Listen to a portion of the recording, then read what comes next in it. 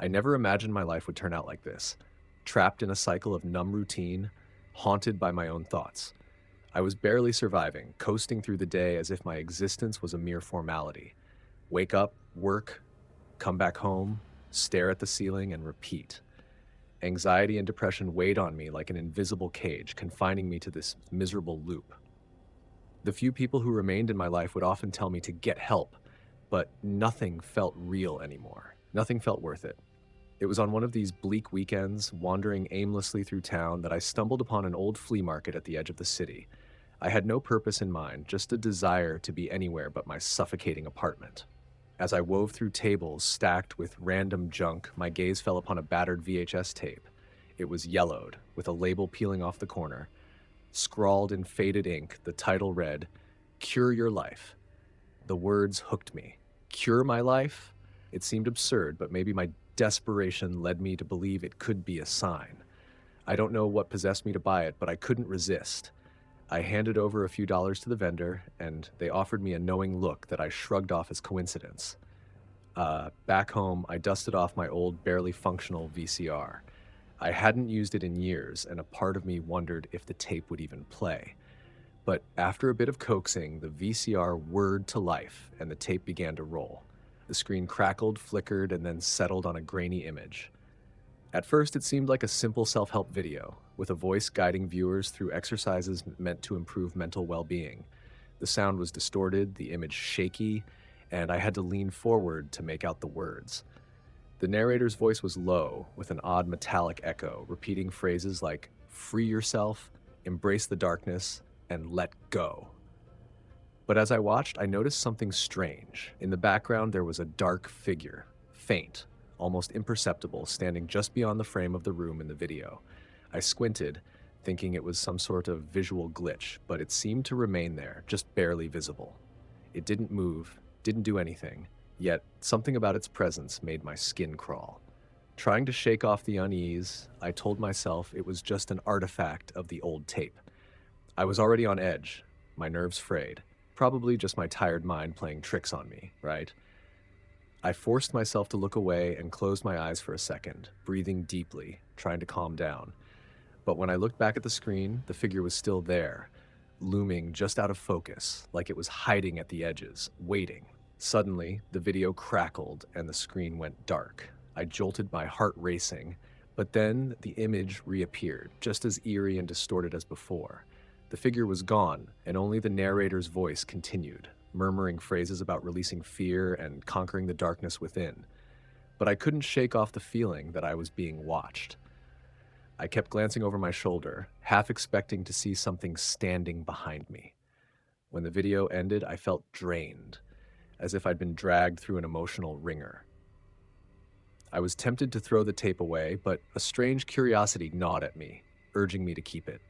Maybe I was hoping for a quick fix, some miraculous cure that would pull me out of the darkness.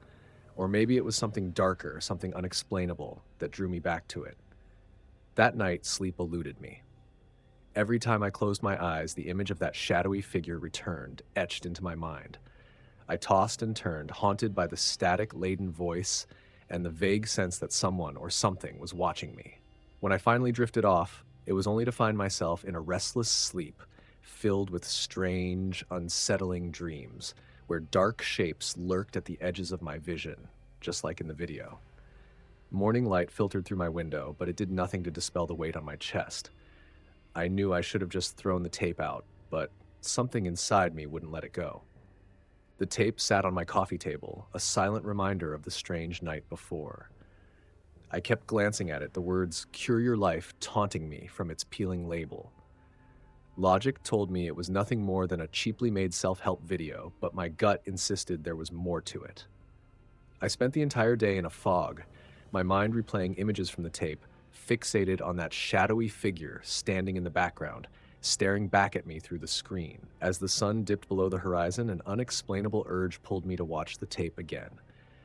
It felt like the video was calling to me, whispering in the back of my mind, promising something I couldn't define.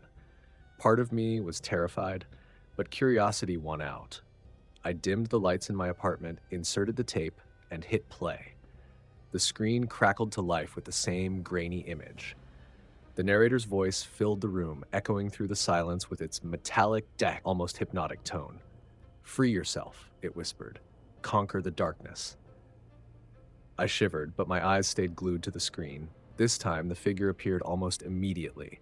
It was closer than before, standing just at the edge of the frame, barely visible. I squinted, trying to make out details, but it was too dark. It looked like a person, but their features were shrouded in shadow, blurring into the background. My heart pounded as I realized the figure was facing directly toward me, watching me as I watched it. A chill ran down my spine, and I felt my breathing grow shallow. Every instinct screamed at me to turn the tape off, but my hand wouldn't move. I was transfixed, locked in place by the figure's gaze, as if it had somehow reached through the screen and ensnared me. The narrator's voice continued, unfazed, repeating phrases about embracing the unknown and relinquishing control. As the video played, I noticed something horrifying. The figure wasn't static, it was moving, albeit slowly, inching closer to the camera. I watched, frozen, as it took one deliberate step forward, then another. The closer it came, the more distinct its form became. I could make out the contours of a head, broad shoulders, arms hanging stiffly by its sides, but there were no features, no face, just darkness, an endless void where eyes, nose, and mouth should have been. I felt trapped in a waking nightmare. My mind raced, desperate to make sense of what I was seeing. I reached for the remote, intending to shut it off, but it slipped from my sweaty grasp, clattering to the floor. I cursed under my breath and bent down to retrieve it, but when I looked back at the screen, my blood ran cold. The figure was closer still, its blank face staring directly at me. My reflection on the TV screen seemed to blend with the dark shape, our outlines overlapping in a twisted tableau. Panic surged through me, and I finally managed to shut off the VCR. The screen went black, leaving me alone in the darkened room, my heart hammering against my ribs. I sat in silence, too terrified to move, half expecting to see the figure standing in my apartment, its faceless gaze fixed on me. The minutes dragged on, and I told myself it was just an old tape with bad visuals, that my mind was playing tricks on me. But the sense of dread lingered, settling like a heavy fog over my thoughts. I paced around the room, trying to shake the feeling, but every shadow seemed longer, darker, like something lurking just beyond my sight. That night, sleep was a cruel impossibility. Each time I closed my eyes, I saw it, the figure's blank, expressionless face etched into my mind. I could feel it watching me, standing just outside my door, waiting for me to fall asleep so it could creep closer. Around 3 a.m., I finally drifted off, but my dreams offered no escape. I found myself back in my apartment, only it was dark and everything felt wrong. Shadows stretched across the walls, distorting the familiar shapes of my furniture. In the dream, I turned to face the television, and there it was. The figure, standing just inches away from the screen, its form pulsating as if it were alive. When I woke up, drenched in sweat, I found myself staring directly at the television. My skin prickled with fear as I remembered every detail of the dream. I knew I should throw the tape out, burn it, do something to rid myself of its presence. But a part of me, some morbid curiosity I couldn't explain, wouldn't let me.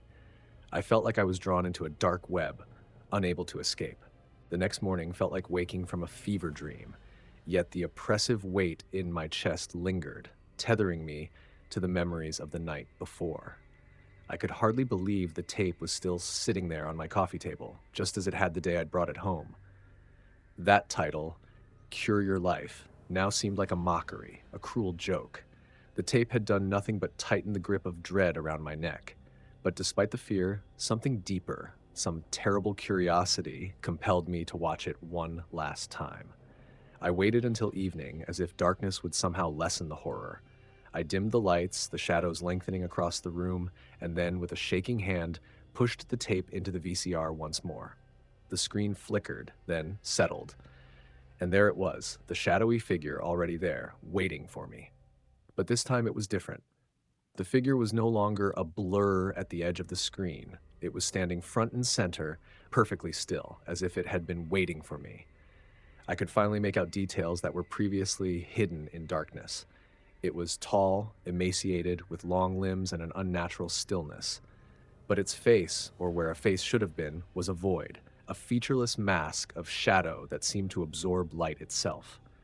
The figure started to move, inching closer to the screen. My throat felt tight and my hands were slick with sweat. I told myself to stop, to turn the tape off, but I couldn't look away. The figure was getting closer with every passing second, its blank face fixed on me, somehow piercing despite its facelessness. Then it happened. It pressed its head against the glass, the screen warping as though it were a membrane between our worlds, holding it back by only a thin, fragile layer. I could almost feel it, its cold presence radiating through the screen, and for a fleeting moment I saw my own reflection blend with its shape. I was no longer sure where I ended and it began. My breath hitched, and finally, in a rush of terror, I forced myself to shut off the VCR. The screen went black, and I was left sitting in the dark, the oppressive silence amplifying the thudding of my heartbeat. I stayed there, unmoving, waiting for the horror to dissipate, but the feeling only grew, taking root in my bones. The room felt colder, the shadows stretching across the walls, as if the darkness itself had come alive. I tried to convince myself it was all in my head. It was just an old tape, a series of glitches on an outdated format. I told myself this again and again, trying to drown out the gnawing fear. But deep down, I knew better. I knew that whatever I'd let into my life was more than a mere trick of the mind. That night, sleep was an elusive beast, taunting me with brief, fitful dozes punctuated by strange sounds, a creak, a whisper, the subtle feeling of movement just beyond my field of vision. And then came the dreams, though they felt less like dreams and more like an invasion. I found myself back in my darkened apartment, staring at the TV screen. The figure was there, closer than ever, just inches away, a faint, distorted whisper slipping through the screen. Embrace the darkness. Free yourself. With a start, I woke up in a cold sweat, my heart hammering. For a few disoriented moments, I stared at the television, half expecting to see the figure standing there, watching me from behind the glass. But there was only my reflection, pale and haunted. Something had to be done. I couldn't keep living in fear. Driven by a strange, desperate resolve, I grabbed the tape and took it outside, marching to the alley behind my apartment. I set the tape on the ground, doused it with lighter fluid, and struck a match. The flames licked hungrily at the plastic nyat, and I watched as it melted into a twisted, blackened lump. Smoke curled into the night air, carrying with it the last remnants of whatever horror the tape had unleashed. For a moment, standing in the quiet darkness, I felt a strange, tenuous peace. But as I turned to leave, I couldn't shake the feeling that I was being watched. The shadows seemed thicker, heavier, lingering at the edges of my vision like a memory that refused to fade. Days passed, and life began to feel normal again. The nightmares faded, the oppressive weight lifted. But every now and then in the dead of night, I catch myself glancing at the empty spot where the television once sat, half expecting to see a faceless figure standing in the darkness, waiting just beyond the edge of the light.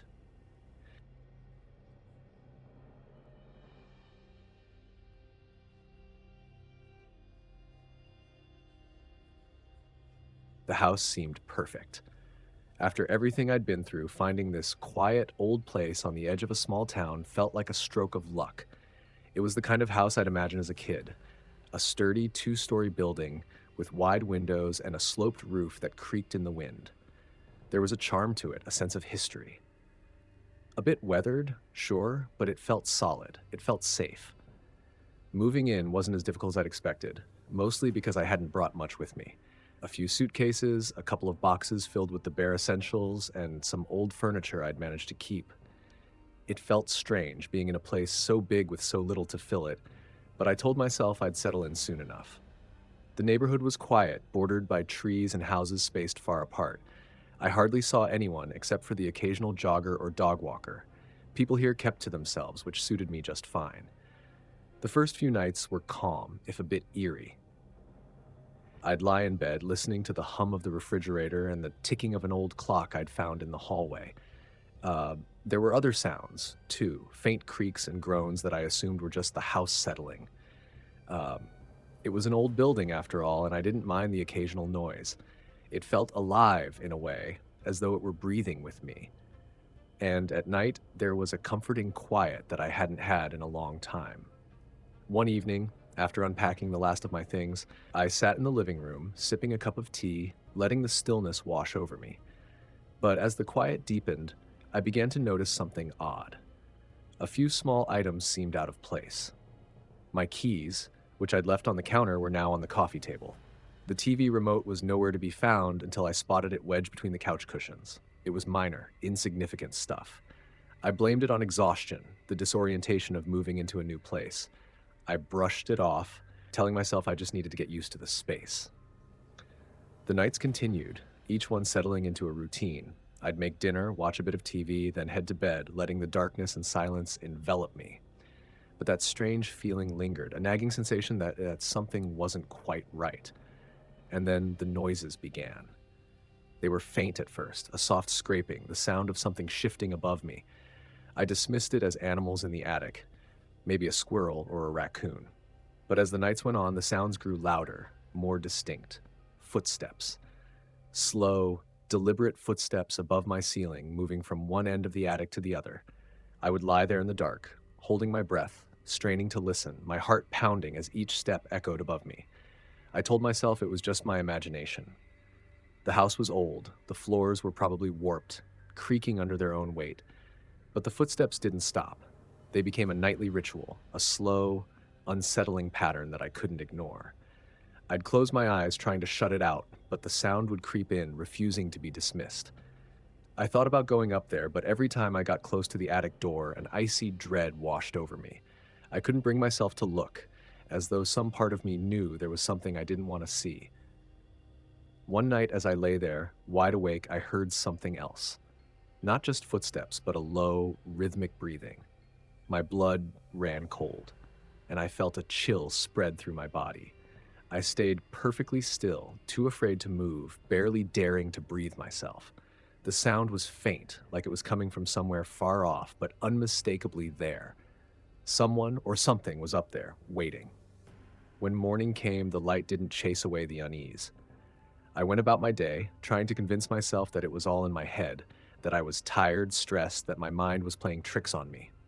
But I couldn't shake the feeling that I wasn't alone in this house, that somewhere, just out of sight, something was watching me, moving through my things, making itself at home. And then I started noticing more things missing. Small, insignificant items that I could have easily misplaced, a pen, a book, a pair of socks. But then larger things started disappearing. My watch, a framed photo, even some food from the refrigerator. Each time I'd come across something gone or out of place, my heart would skip a beat, a cold dread wrapping itself around me.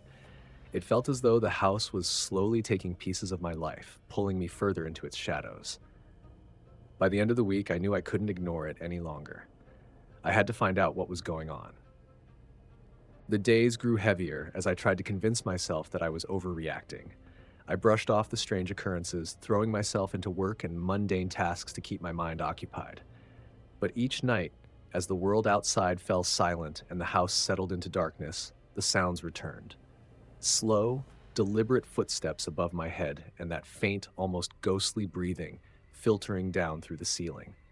I couldn't ignore it any longer. It was real, tangible, and relentless. One evening, as I sat at the kitchen table, my half-eaten dinner in front of me, I heard the faintest creak above, a floorboard slowly giving under weight.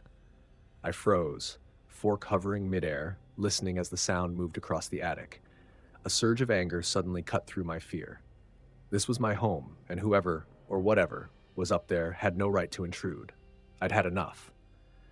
Tonight, I would go up to the attic and end this once and for all. I waited until it was late, until the house was cloaked in complete silence.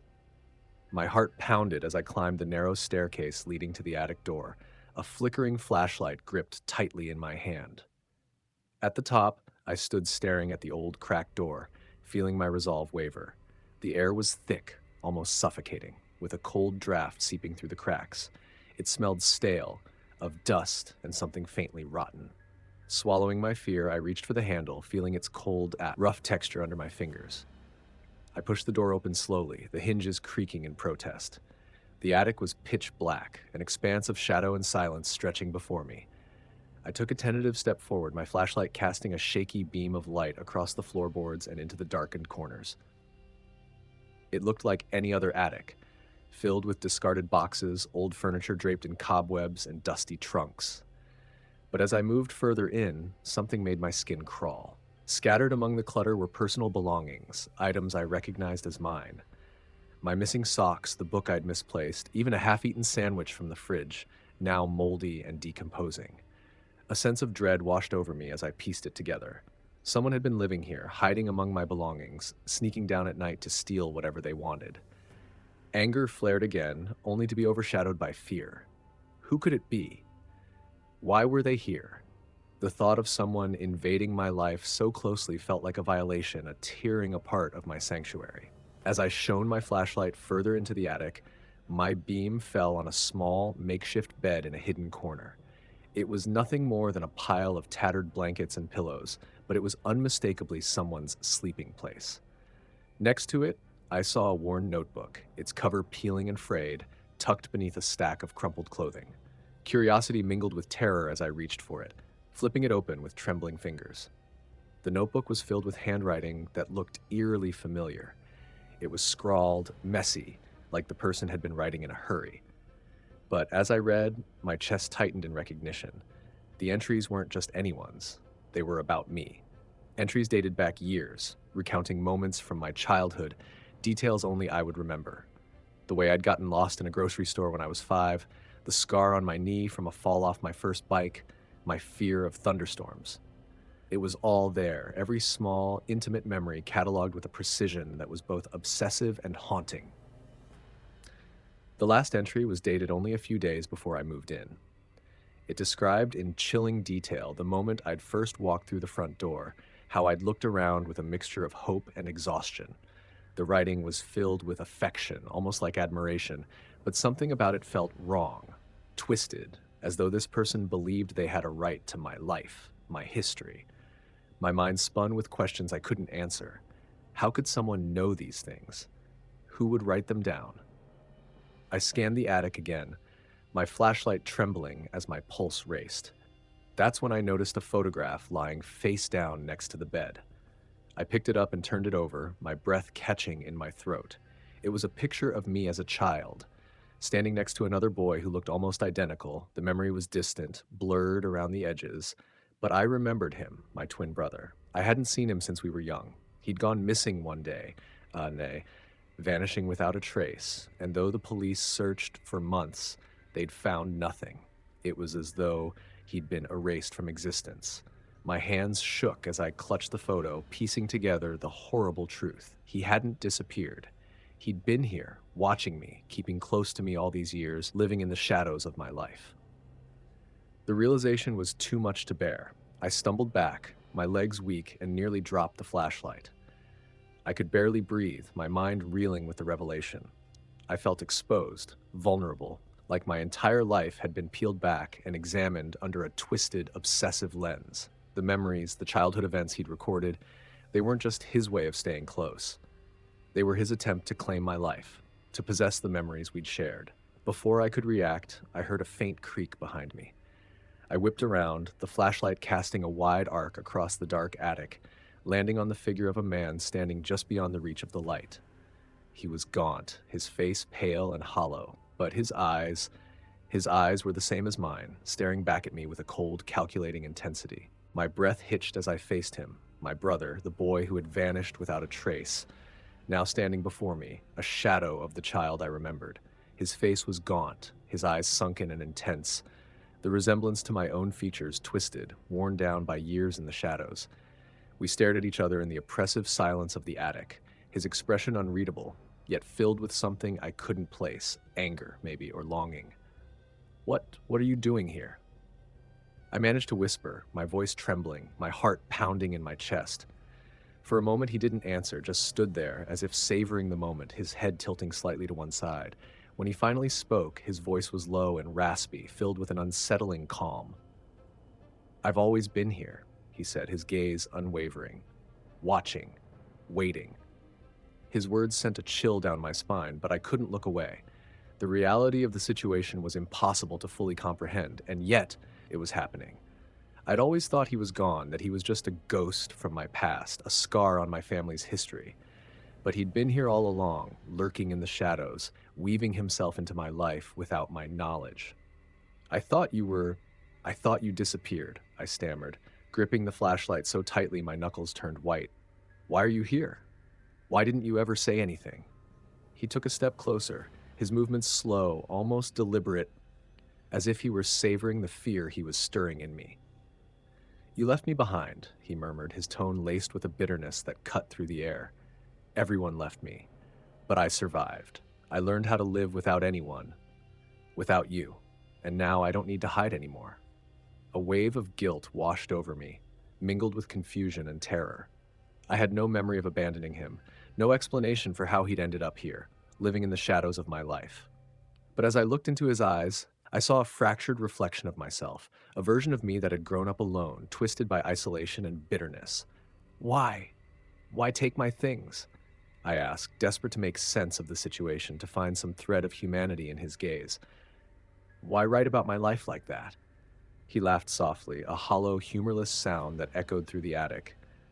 Because your life is mine, he said, his voice barely above a whisper, but filled with a possessive intensity that made my skin crawl. Every memory, every moment, we were supposed to share it all. But you took it from me, so I took it back, piece by piece. His words settled over me like a suffocating weight. The photos, the belongings, even the memories he had written down in that notebook, it was all part of his attempt to reclaim what he believed was rightfully his, a twisted attempt to bridge the gap between our lives. I wanted to run, to escape this nightmare, but his presence rooted me in place, as though I were bound to him by some invisible thread. He took another step forward, his face close to mine now, his references, and I could feel his breath, cold and stale. Do you know what it's like to be forgotten? He whispered, his eyes boring into mine. To watch from the darkness as someone else lives the life that was meant for you? A surge of defiance rose in me, fueled by years of unknowingly living under his gaze. That life wasn't yours, I said, my voice shaking but steady. I didn't know. I didn't know you were still here. I didn't know any of this. He sneered, the bitterness twisting his expression. You had everything, and you didn't even know it, he spat, while I was left with nothing. His hands clenched into fists, and I saw the desperation in his eyes, the fractured rage that had festered over the years. I realized that he was far beyond reasoning, that he was lost in his own twisted version of our story. As he stepped closer, his intentions clear, survival instincts took over. I took a step back, searching for a way out, my pulse pounding in my ears. My hand brushed against a broken piece of wood on the floor, sharp and jagged. Without thinking, I grabbed it, holding it up between us like a shield. Stay back, I warned, my voice cracking with fear and adrenaline. For a moment, he hesitated, his eyes flicking to the makeshift weapon in my hand.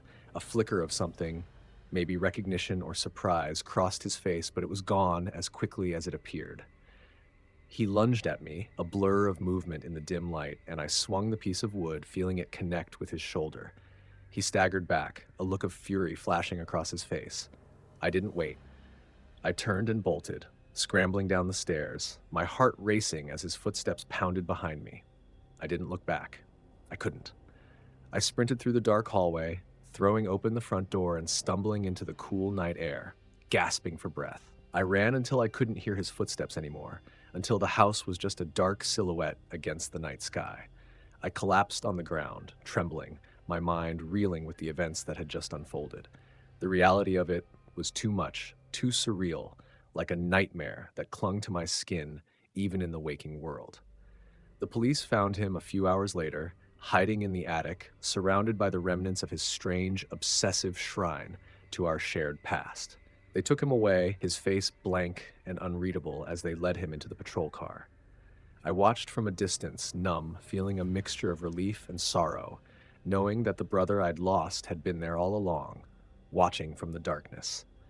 In the days that followed, I packed up and left the house, unable to stay in the place where my life had been so deeply intruded upon.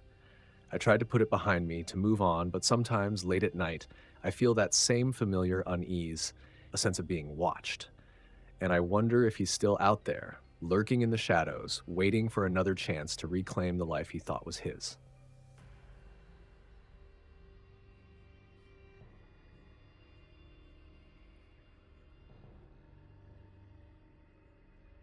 The day began like any other. I stepped out onto my porch, coffee in hand, feeling the warmth of the morning sun on my face. It was one of those quiet mornings in my neighborhood, just the sound of birds chirping and a faint hum from the distant highway. I stretched, breathing in the familiar smell of dew-covered grass. Living alone had its perks, I thought. Peace, solitude, routine. Everything was predictable, comforting in its own way. As I stepped down to retrieve the daily newspaper, I noticed something odd. Instead of the usual news, what I held in my hands was an old, worn-out newspaper with faded ink and a musty smell, like it had been sitting somewhere damp for years. I glanced at the date. Strangely, it was set to a week from today. I chuckled, thinking it must be some kind of prank. Maybe one of my neighbors thought it would be funny to drop off an old paper to mess with me. I shrugged, not giving it much thought, and sat back down with my coffee. Out of habit, I flipped through the pages, not expecting anything noteworthy. But then, a headline caught my eye. Horrific murder shocks local park. My stomach twisted as I read the gruesome details. A man found stabbed multiple times, his body left sprawled near the fountain. The article was detailed, eerily so, describing the precise manner of death, the state of his body, and the items found scattered around the scene. For a moment, I was taken aback. I hadn't heard about any crime like that. Surely, something this horrific would have been all over the news. The longer I stared at the article, the more unsettled I felt. But I shook it off, reasoning that it was just an old paper.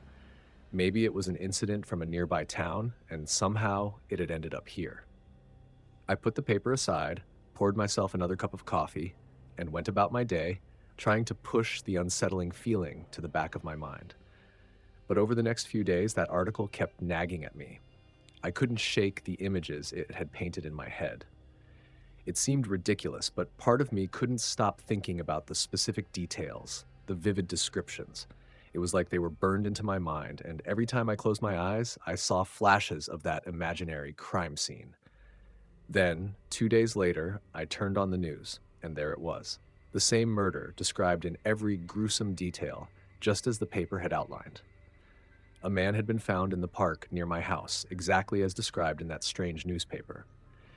My heart pounded as the reporter went over every point I had read, the location, the injuries, the items left at the scene. It was all the same. Every last word. My mind raced, searching for an explanation. It had to be a coincidence. Maybe the newspaper had predicted a crime similar to one that actually happened. Or maybe I was remembering it wrong. But as I sifted through my thoughts, unease crept over me. I could still see that newspaper, each detail as clear as day. Over the next few days, I grew anxious, on edge. I told myself to forget about it, that it was just some strange, unexplainable event, but it lingered like a shadow, impossible to shake. Then, almost a week after the first paper, I found another one on my doorstep. This time, I felt a chill as I picked it up. The date was still set for the future, 3 days ahead. My hands shook slightly as I opened it, dreading what I might find.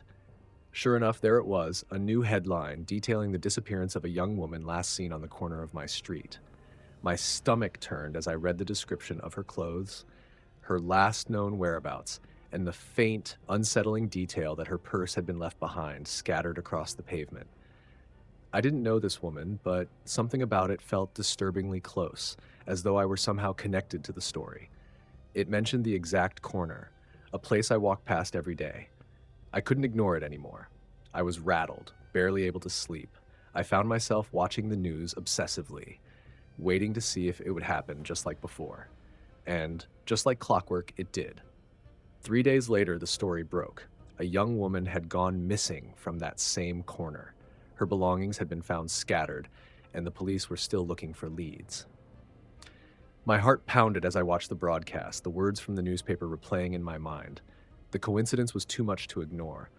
I felt the first stirrings of real fear, a cold knot in my gut that wouldn't go away. Who was sending these newspapers, and how did they know about these crimes? I looked around my quiet neighborhood, suddenly suspicious of every shadow, every sound. I couldn't help but feel as though I were being watched. That night, I barely slept, listening to every creak, every rustle outside my window. The darkness felt heavier than usual, pressing in around me, filled with silent, hidden threats. The next morning, I woke up with a start. every sound in the house magnified in my mind, each one triggering a surge of paranoia. My heart raced as I stepped out onto the porch, half expecting to find another paper waiting for me. I scanned the yard and the empty driveway, looking for anything unusual, any sign of who might be doing this. But there was nothing, just the cool morning air and a quiet, empty street. As I made my way down the steps, I spotted it. The newspaper, lying in the same spot as before, with that same unsettling future date stamped on top. My breath caught, but I forced myself to pick it up. My fingers trembled as I unfolded the pages, dreading what I might find. This time, the headline read, "Family Found Dead in Apparent Home Invasion." I swallowed hard, feeling a wave of nausea as I read through the article, which described in brutal detail how a family had been murdered in their home less than a mile from where I lived. The paper laid it all out: the time of the attack, the items the intruder had left behind, even the chilling details of how the family was found by a neighbor the next morning. It was unbearable. I could feel a pounding in my head, a pressure building as I struggled to process what I was reading. I knew it was only a matter of days before this crime would actually happen. The previous newspapers had been disturbingly accurate. The thought of someone so close to me going through such horror, I couldn't just stand by and let it happen. Desperate, I went to the police station, clutching the newspaper, unsure of what I was even going to say. When I explained the situation to the officer at the front desk, he looked at me with a mixture of skepticism and concern. I could tell he thought I was losing it. "You're saying these newspapers predict crimes?" he asked, eyebrow raised, the hint of a smirk on his lips. I nodded, trying to keep my voice steady. "I know it sounds crazy, but it's real. I've seen 2 crimes already, exactly as described in these papers. They keep coming to my doorstep, always days before the crimes actually happen." He glanced down at the paper, sighing as he pushed it back across the counter. "Look, sir, I'd love to help, but we need actual evidence here. You can't just come in with a newspaper and expect us to..." "Well, you get the point." He shook his head, dismissing me with a look of pity. "If something happens, call us, but there's nothing we can do about this premonition stuff." Frustrated and humiliated, I left the station, clutching the newspaper tightly. I felt powerless, alone. The police wouldn't believe me, and I had no one else to turn to. The realization that I would be alone in this sank in deep, a cold, heavy weight settling in my chest. I spent the next few days in a state of constant anxiety, waiting for the inevitable news of the family's death, hoping against hope that I was wrong. But then, on the evening news, it was announced. The family had been found in their home, just as the article described.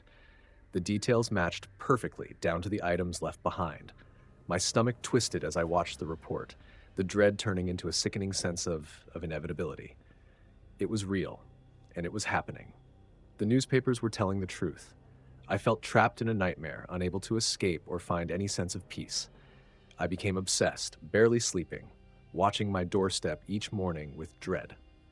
I couldn't bear the thought of finding another paper, but I had to know what was coming. And sure enough, within a few days, I found another one, lying neatly by the door. This time, I hesitated before picking it up, my hand shaking as I reached down. I unfolded it slowly, bracing myself for the horror awaiting me. The headline was there, as bold as ever, announcing yet another tragedy: mutilated body discovered in abandoned building. The article was graphic, describing a person who had been killed and left in a warehouse only a few blocks away from my home. My chest tightened, my breathing shallow as I read the twisted details, feeling as though the words were embedding themselves in my mind, burrowing into my thoughts like a virus. I couldn't unsee it, couldn't erase the gruesome images from my mind. I knew, just as I had before, that this murder would happen in a matter of days. The newspapers had begun haunting my every thought, consuming me with an overwhelming fear. I started seeing shadows in every corner, feeling eyes watching me from windows and alleys. Every person I passed on the street became a potential threat, every sound outside my door at night a warning. I was living in constant terror, trapped in a cycle of dread that I couldn't break free from. But the worst part was the nagging thought that somehow I was involved in this. That maybe the newspapers were connected to me, that I was being targeted, or worse, that I was a part of whatever was happening. I tried to push the thought away, but it festered in the back of my mind, growing with each passing day. My life had become a prison of paranoia. I boarded up my windows, checked the locks obsessively, trying to create some semblance of security. But no matter what I did, the feeling persisted. This gnawing certainty that something or someone was coming for me. The newspaper with the mutilation story still lay on my table, untouched, a dark reminder of the future that I couldn't escape. I couldn't keep this up. I couldn't live under this kind of fear. And yet, a part of me knew that whatever was coming, I was powerless to stop it. The days after the last newspaper felt like an eternity. I was exhausted, barely able to function, my mind racing with paranoia and dread. I hadn't eaten, hadn't slept. All I could do was wait, trapped in my own home, listening to every creak and groan, expecting the worst. I couldn't shake the feeling that someone or something was out there, watching me, waiting for the right moment to strike. And then, early one morning, I found another newspaper waiting for me on the doorstep. My stomach dropped as I picked it up, holding it with trembling hands. I could hardly breathe, knowing that whatever was inside might be the end. I didn't even have to open it to feel the chill settling over me, a foreboding that this paper was different, final. I slowly unfolded it, my fingers numb. The headline was there, bold and impossible to ignore. Man found dead in own home, no suspects. I read the article, my heart pounding as I took in the details of my own murder. It was all there, my name, my address, even the exact time they expected my death to occur. I felt my legs go weak as I read the chilling description of how they'd find me, lying on my living room floor, my eyes wide open as if I'd seen something too horrific to describe. This couldn't be happening. I was alive, reading about my own death as though it were already written, as though nothing I did could change it. Panic surged through me, and I tore the newspaper in half, as if that could somehow erase the prediction. But the words lingered in my mind, the gruesome image of my own death burned into my memory. I tried calling the police again, but my pleas fell on deaf ears. They thought I was mad, an unstable man calling with stories about predictions and future newspapers. They didn't understand, couldn't possibly know what I was going through. I was alone, utterly alone, with no one to believe me and nowhere to turn. I spent the day barricading myself in my home. I pushed furniture against the doors, locked every window, checked every corner. I even hid a knife under my shirt, though I doubted it would be enough. Deep down, I knew that whatever was coming for me, it was something I couldn't defend myself against. As night fell, the silence grew heavier, pressing down on me until I could hardly breathe. The darkness seemed to close in, every shadow shifting, stretching, as though something were moving just beyond my sight. I kept my back to the wall, clutching the knife tightly, my eyes darting around the room, searching for any sign of movement. Hours passed, and the tension grew unbearable. The clock on the wall ticked, each second dragging on, filling the silence with an ominous beat. I could feel the time slipping away, inching closer to the moment the newspaper had foretold. Then, just past midnight, I heard it. A soft, almost inaudible creak coming from the hallway. My breath hitched, and I gripped the knife even tighter, my heart racing. The creak grew louder, each step deliberate, slow, as though whoever or whatever it was wanted me to know it was coming. I pressed myself against the wall, the darkness around me feeling like a living thing, pulsing with anticipation. My mind raced, searching for a way out, but every option felt futile, useless. There was nowhere to go, no escape. The footsteps stopped right outside the living room door. I could feel my pulse pounding in my ears, a cold sweat running down my spine as the handle turned, slowly, almost tauntingly. The door opened with a soft groan, and a figure stepped into the room, cloaked in shadow, its face obscured, its presence filling the air with an oppressive, almost suffocating aura. I couldn't move, frozen in place as the figure stepped closer, the darkness seeming to cling to it, shrouding it in an impenetrable veil. It stopped just a few feet away, and for a moment we stared at each other, the silence thick, heavy. I felt like I was staring into a void, an abyss that threatened to swallow me whole. And then it spoke. A voice low and chilling, almost familiar, as if it were coming from somewhere deep within my own mind. You can't escape what's already written. The words sent a jolt of terror through me, and in that instant, I lunged forward with the knife, desperate to fight to survive, but the blade passed through the figure like smoke, meeting only air. I stumbled, falling to the ground, my heart pounding as I looked up to see the figure looming over me. Its face still hidden, its presence filling the room with a darkness that seemed to seep into my skin, into my very soul. I felt my strength draining, my vision blurring as the figure leaned closer, its voice a whisper that echoed through my mind. It's already done. The last thing I saw was its face, or lack of one, a dark, empty void staring back at me, pulling me into its depths. I could feel myself slipping away, the world around me fading, the darkness consuming everything until there was nothing left. When they found me the next morning, lying on the floor just as the newspaper had predicted, there were no signs of a struggle, no evidence of an intruder. Just me, lying there, eyes wide open, as if I'd seen something beyond comprehension.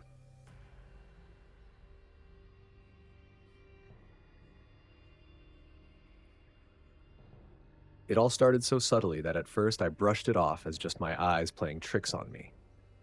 Living alone has a way of sharpening your senses, making you aware of every creak and flicker of light in your space. I'd lived in this small apartment for over a year now, and every corner felt familiar, comforting. I'd come to depend on that familiarity, on the solitude, even on the silence. But recently, something had shifted, though I couldn't quite pinpoint what it was. The first night I noticed it, I was in the bathroom, brushing my teeth. I remember glancing up, barely paying attention as I wiped toothpaste off my mouth. My reflection looked normal, sleepy, hair messy, just as usual. But then, just for a second, I thought I saw a shadow, something dark, just behind me, like a smudge on the mirror. I turned around instinctively, but the bathroom was empty, silent as always. I laughed it off, muttering something about needing more sleep, but the unease lingered as I went to bed. I even left a small light on in the hallway, something I hadn't done in months. But the next morning, in the daylight, it felt silly, and I convinced myself it was just fatigue. A busy week, not enough sleep, that kind of thing. Then it happened again. This time I was in the hallway, passing the mirror near my front door. I caught my own reflection as I turned, but something was off. It was as if for a split second, my reflection hadn't moved at the same time as I did. I felt a chill crawl up my spine, my heart picking up speed. I stood there staring at my reflection, waiting to see if it would happen again. But it didn't. My reflection stared back, looking as startled as I felt. I forced myself to laugh, shaking my head. "Get it together, Sarah," I whispered, trying to calm myself. But that night, I couldn't shake the feeling that something was watching me. I could almost sense it, lurking in the corners, just out of sight. The next few nights were a blur of half-sleep and paranoia. I avoided looking directly into any mirrors, feeling ridiculous but too unnerved to ignore the impulse. I would catch myself glancing at reflections out of the corner of my eye, checking to see if anything seemed wrong. Each time, my reflection was perfectly normal, but I couldn't shake the feeling that something was lurking just beyond what I could see. By the end of the week, I felt silly for being so paranoid. It was like I'd built this whole thing up in my head, letting a few odd moments snowball into a full-blown fear. Determined to get back to my normal routine, I forced myself to look straight into the bathroom mirror that night as I brushed my teeth, telling myself that it was all in my imagination. That's when I saw it again. This time, it was unmistakable. There, in the mirror, was a shadow, a dark, undefined shape that seemed to stand just behind me. My stomach dropped and I spun around, feeling my pulse racing, but there was nothing, just the empty, silent bathroom. I turned back to the mirror, feeling a strange mix of fear and disbelief. The shadow was gone. I took a deep breath, staring at my reflection, trying to calm myself. But then I noticed something else, something that made my heart stop. My reflection's eyes. They were mine, but different somehow. Darker, with a depth that wasn't there before, as if my own gaze had turned into something I didn't recognize. I backed away from the mirror, unable to shake the feeling that whatever I'd seen was more than just a trick of the light. That night, I didn't sleep. Every time I closed my eyes, I could see that shadowy shape, feel those dark, unfamiliar eyes staring back at me. It was as if the reflection in the mirror was watching me, not the other way around. Days passed, but the feeling only grew stronger. I couldn't escape the sensation that something was lurking in the reflections, watching, waiting. It became a ritual of sorts. Every night, I would stare into the mirrors, searching for any hint of movement, any sign that something was there. I felt like I was losing my mind, but I couldn't stop myself. And then, one night, something changed. I was in the living room, sitting on the couch, trying to distract myself with a book, when I glanced up at the mirror on the opposite wall. My reflection was there, just as always, but something was wrong. I blinked, trying to understand what I was seeing. My reflection was smiling, a small, strange smile that I hadn't meant to make. I froze, feeling a wave of cold dread wash over me. My reflection just stood there, smiling back at me, while I sat motionless on the couch, heart pounding in my chest. I wanted to look away, to close my eyes, but I couldn't. It felt like I was trapped, locked in a silent, unsettling exchange with myself. Finally, I broke the gaze, my hands shaking as I closed the book, and stood up. I avoided looking into the mirror as I left the room, feeling the weight of that lingering smile in my mind, haunting me. That was the moment I knew, deep down, that something was terribly, terribly wrong. The nights that followed were filled with a tension I couldn't escape. Every reflection in my apartment became a source of dread. I began covering mirrors, hanging towels over the bathroom mirror, even turning the larger mirror in my hallway to face the wall. But no matter how hard I tried, I could still feel it, a lingering presence, a shadow clinging to the edges of my mind. One evening, as I was brushing my teeth with the mirror covered, I felt an urge to lift the towel and look. The urge was so overwhelming that I couldn't ignore it. I slowly pulled the towel back, my heart pounding in my chest. My own face looked back at me, eyes wide and unblinking. But then, as I watched, my reflection did something I hadn't expected. It tilted its head slightly, the smallest movement, like it was studying me, curious and amused. I jerked back, breathing heavily. I stared at the mirror, my hand frozen midair, afraid to move. My reflection slowly returned to its normal position, looking back at me, expressionless. I dropped the towel back over the mirror, backing away, barely able to keep my hands from shaking. I didn't sleep that night. Every time I closed my eyes, I could see my own face looking back at me, the subtle, unsettling tilt of its head. I could feel the fear gripping me, twisting in my stomach, making me second-guess everything I'd ever known about myself and the world around me. A few days later, I tried to tell a friend about it. I chose my words carefully, not wanting to sound insane, but needing some kind of reassurance. "I know it sounds crazy," I said over the phone, "but I keep seeing things in the mirror, like something that isn't me." My friend laughed nervously, dismissing it as stress. "You're overthinking, Sarah. Maybe you just need a break. Get away from the apartment for a bit." I wanted to believe that. I wanted to think that it was all in my head, but the dread lingered, a constant, cold weight in the pit of my stomach. One night, I couldn't resist the temptation. I found myself standing in front of the hallway mirror, the one I had turned to face the wall. I hesitated, my hand hovering over the edge, fighting the urge to turn it around. But something inside me, curiosity, fear, or some twisted combination of both, made me do it. I pulled the mirror back to face me. For a moment, my reflection looked normal. But as I stood there, I saw it again, the faintest hint of movement that didn't match mine. I lifted my hand, but my reflection lagged just for a fraction of a second. Then, slowly, my reflection smiled. It was a small smile, just a twitch at the corners of its mouth, but it sent a chill down my spine. I wanted to run, to turn the mirror back, but I couldn't move. I was locked in place, staring into my own eyes, feeling like I was looking into the eyes of a stranger. Then, just as quickly as it had appeared, the smile faded, and my reflection returned to normal. I stumbled back, my heart pounding, and turned the mirror back to face the wall. I collapsed onto the floor, feeling my whole body trembling. I couldn't escape the feeling that I was being watched, that something was waiting just on the other side, lurking in the shadows of the glass. Over the next few days, I avoided the mirrors completely. I began using my phone's camera as a mirror when I needed to check my appearance. I couldn't bear to look into any reflective surface, couldn't shake the memory of that twisted smile. But even without the mirrors, the presence lingered. I could feel it like a chill in the air, a shadow lurking in the corners of my apartment. At night, I would catch glimpses of movement out of the corner of my eye, subtle shifts in the shadows that made my skin crawl. I knew deep down that whatever it was growing stronger, becoming more real. One evening, as I was lying on the couch trying to distract myself with a book, I felt a strange pull toward the bathroom. The door was slightly ajar, and I could see the edge of the mirror, the towel draped over it. I tried to ignore it, to tell myself that I was being paranoid, but the pull was overwhelming, almost as if something was calling me, beckoning me to look. I got up slowly, my legs feeling heavy, as if I were moving through water. I made my way to the bathroom, every step echoing in the silence. I reached out, grasping the edge of the towel, my hand shaking. I knew I shouldn't look, that whatever was in there was dangerous. But I couldn't help myself. I pulled the towel down, my breath catching in my throat.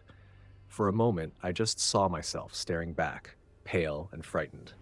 But then, my reflection moved. It was subtle at first, just a slight shift in posture, a small change in expression. Then, slowly it raised its hand, mimicking my own, but with a strange delayed quality. I watched, paralyzed, as my reflection's hand moved to its face, brushing a strand of hair back. The motion was deliberate, too slow, almost like it was savoring every second, drawing out the fear it knew it was causing me. And then, as I stood there, frozen, my reflection's expression changed. It smiled, that same eerie, twisted smile, but this time it felt more sinister. The smile spread wider, stretching across its face in a way that seemed unnatural, wrong. I felt a cold wave of terror wash over me, rooting me to the spot. My reflection's eyes gleamed, dark and malevolent, as if it were mocking me, daring me to do something. I tried to scream, but the sound caught in my throat, trapped by the overwhelming horror of what I was seeing. I stumbled back from the bathroom, barely able to breathe, my mind reeling. I slammed the door shut, hoping that somehow it would keep whatever was lurking in the mirror at bay. I could still see that twisted smile in my mind, the malice in those eyes that had been mine, but not really mine. I backed away from the door, pressing myself against the wall, struggling to understand what was happening to me. The night passed in a blur of fear and sleeplessness. Every shadow in the apartment seemed alive, pulsing with an unnatural energy that filled me with dread. I knew I couldn't keep living like this, trapped in my own home, haunted by whatever had taken residence in my mirrors. Desperation clawed at me. I needed to confront it, to find a way to end this nightmare before it consumed me. By morning, I had made up my mind. I went to every mirror in my apartment, pulling down the towels, turning each one to face me. The fear that had kept me hiding from my reflection was gone, replaced by a determination I couldn't explain.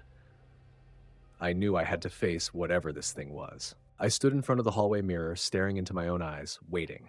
For a moment, everything seemed normal. Just my reflection, a little pale and tired, looking back at me. But then, slowly, my reflection's expression changed. It tilted its head slightly, that same mocking smile creeping across its face. My heart pounded, but I held my ground, refusing to look away. "What do you want?" I whispered, my voice barely audible, though every word felt heavy, echoing in the stillness of the apartment. My reflection didn't answer, but its smile widened, eyes glinting with something dark, almost gleeful. It felt like I was staring into the eyes of a stranger, someone who knew everything about me but held none of my warmth, none of my humanity. I clenched my fists, fighting the urge to run. "I know you're not me," I said, louder this time. "Whatever you are, this is my life, my home, and I won't let you take it from me." For a moment, my reflection's face froze, the smile fading. But then it shifted again, its eyes narrowing as it leaned closer, pressing itself against the other side of the glass. I could feel its presence, the cold weight of it, like it was pressing against my own skin. I felt my stomach turn, my knees weak, but I forced myself to keep my gaze steady. Then, in a voice that sounded like mine, but twisted, hollow, my reflection spoke. "You can't stop me, Sarah. I've been waiting for this. Waiting to be free." My breath caught. The words hung in the air, a dark promise that filled me with a terror I'd never known. I could feel it now. This thing that had been watching me from the shadows, feeding off my fear, growing stronger with every glance, every terrified thought. And I realized, in that moment, that it wanted more than just to mimic me. It wanted to replace me. In a surge of panic, I grabbed the nearest object, a heavy candle holder on the hallway table, and smashed it against the mirror. The glass shattered, fragments scattering across the floor, each shard catching the light and reflecting that horrible, twisted smile from 100 different angles. I backed away, breathing heavily, heart pounding as I watched the broken pieces settle. But as the pieces lay there, scattered and broken, I felt something cold wash over me. I could still see my reflection. No, the shadow's reflection, staring back at me from each shard, smiling with a malice that seemed to seep out from the glass itself. I felt the weight of its gaze, even in fragments, as if it were taunting me, telling me that shattering the mirror hadn't ended anything. I backed away, stumbling into the living room, feeling the walls close in around me. The shadows seemed to shift, to twist into shapes that I couldn't ignore. My reflection's face, the twisted smile, the dark, hungry eyes, I could see them in every shadow, every faint gleam of light in the room. I grabbed my phone, needing to get out to run, but as I looked at the screen, I saw it there, that twisted reflection, staring back at me from the glass. I threw the phone across the room, panic clawing at my chest. No matter where I looked, it was there, lurking in every reflective surface, every place it could find a hold. Desperate, I rushed to cover every surface in my apartment, every window, every screen, everything that could hold a reflection. I pulled blankets over the mirrors, threw towels over the TV, anything to stop it from watching me. But as I sat there, surrounded by covered surfaces, I realized it was too late. I could feel it now, like it was inside me. A dark presence that pulsed with every beat of my heart. In the silence, I heard a faint whisper, echoing from somewhere deep inside my mind.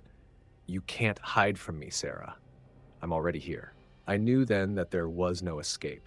No matter how many mirrors I broke, how many surfaces I covered, it was part of me now, entwined with my own reflection, a shadow that had taken root in my life. And as I sat there, feeling the weight of its presence settle over me, I understood that it would always be with me, waiting, lurking, just beyond the edge of my sight. In the days that followed, I moved out of the apartment, hoping to leave it all behind. But every now and then, in the reflection of a window or the gleam of a glass, I catch a glimpse, a faint shadow, a hint of that same twisted smile, watching, waiting. I don't look in mirrors anymore.